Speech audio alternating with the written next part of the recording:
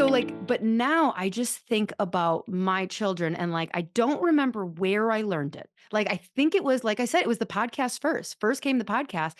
And then I started like talking to people, chiropractors who have massive clinics and massive impact and massive wealth, but then like non-chiropractors. And I'm just like, oh, wow, you're all kind of saying a lot of the same things, which I've never really been exposed to before.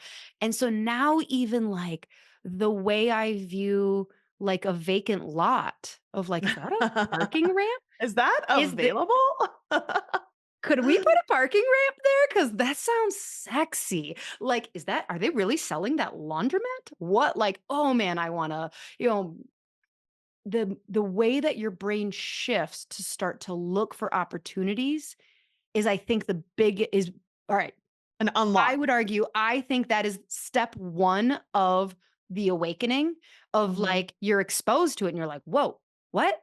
And then you just start to, like, view your world as different opportunities. Yeah, for sure. And you're just like, I think business in general does that. I remember like studying different marketing tactics that people do around the holidays, right? Like it kind of starts with that when you start seeing Mhm. all of these Black Friday sales and you're like, wait, why are they doing that? Like, how are they driving their revenue? What is their sense of urgency or the sense of FOMO? And then you can apply it to your business. I view marketing and sales in other industries and bring it back to chiropractic. I do the same thing with wealth building or gathering some of those assets that'll pay me in the future. I was joking with my friend the other day and we were like, okay, sure. Do we have $1 million sitting in our bank account? No. Do If you get that access was to it, the though. Yeah, but we have access to it, right. Yep. And it's like, I remember for the longest time, it was just get my savings up, get my savings up, get my savings up, because that was the security Mhm. and the blanket and that sense of just safety that I needed. But it wasn't until I started studying wealth that I was like, most people are like Elon Musk is severely in debt based on investing in his companies and investing in assets, right? Like if you buy a rental property, unless you're paying cash for it, you have debt on that. And debt's always been viewed as bad. And so it's like, is debt working for you or against you? Those are two different things. And then I started looking at people and I was like, okay, I don't really know that many people. Once your operating expenses are covered and you have a little bit of a nest egg inside of your business, they're not just stacking money in a regular savings account and waiting for a rainy day. And Mhm. growing up, that was what you did because you weren't Yes. sure that more was coming. And so for me, when I started studying what other people were doing and reading books and podcasts and learning from people who have done it, I was like, oh, yeah, I think I've been doing the wrong thing. And I need to learn from people who have done it. Mhm. What were some of the most like, do you remember any, like, moments or specific people or, like, what were some of those, like, biggest aha moments that you had? Well, for me, it was like once we had our basic needs covered and not basic, they're much better than other people places in the world, right? We are Right, very fortunate to live in the US and have the opportunities right. we do and make the kind of money we do. But once that was covered, we were like, okay, I once we realized sitting on this money in our savings wasn't the best option and it wasn't going to get us closer to our goals, we were like, how are we going to get there? And we knew that we wanted to be a part of real estate, but it wasn't like we had info on real estate. We didn't have like a box that we had to check off.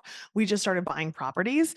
And again, I'm like, I wish we would have hired a real estate coach or studied for more people who were well invested in real estate.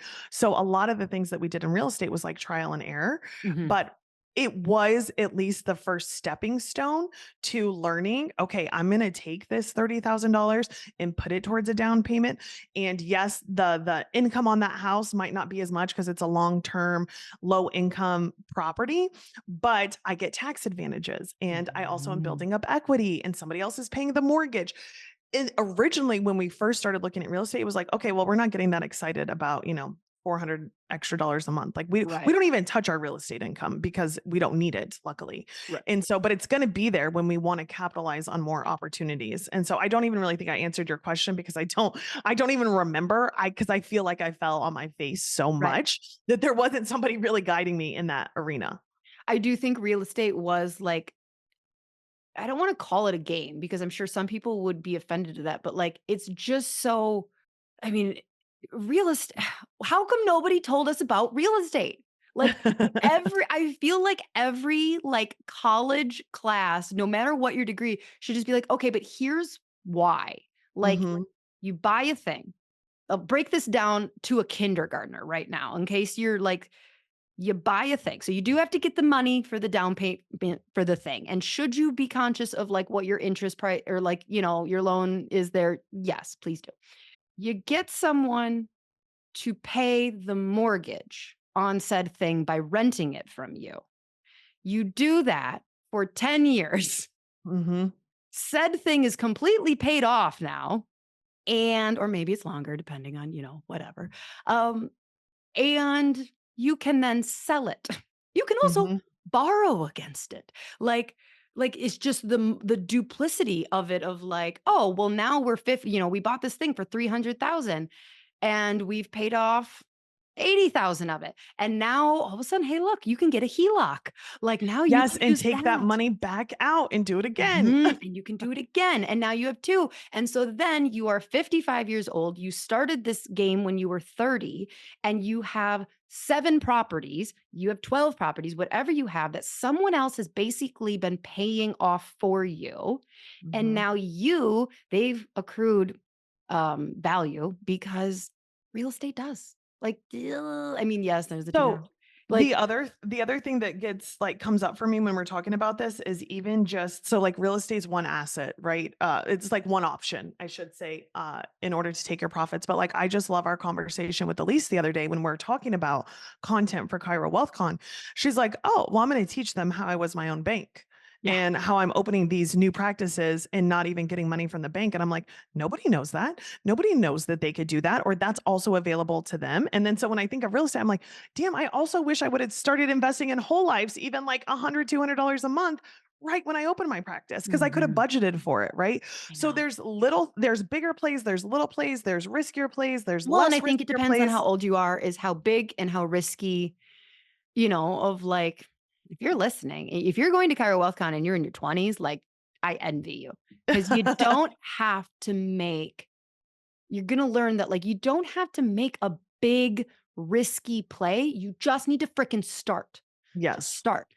Now, if you're in your 50s, there's definitely, you have less time for this like game, but there's still things like, there's still so many things. Yeah. And I think that just us being able to share those options with other people is like an unlock. When we were talking about it, like we wish we would have just had a conference like this or a mentor who could teach on all these different aspects because it would have shortened our runway to getting to where we are now. That's exactly what it is we did have conferences, we did have mentors over the last 15 years. Yeah. Like, this is like us going like, "Oh, shit. Okay, it took us 15 years to, like, start grasping these huge things," and you kinda, like, look back and you just go like, "Oh, they need this. Like, Yeah. they need this I bad." want it short. I want it to be only 2 years for them or 3 years for them, right?